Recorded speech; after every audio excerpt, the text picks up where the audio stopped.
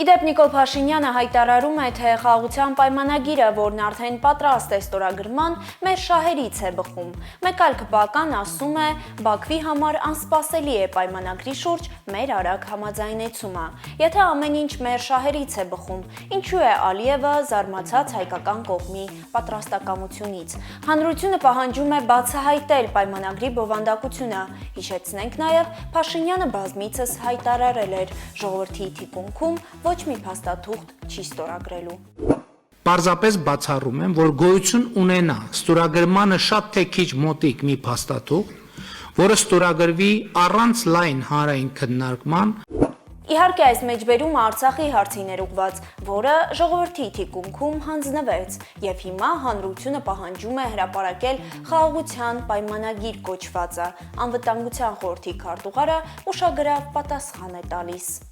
Դեռևս օրի եւ տեղի մասով համաձայնություն չունենք, շարունակում ենք աշխատել, երբ որ լինի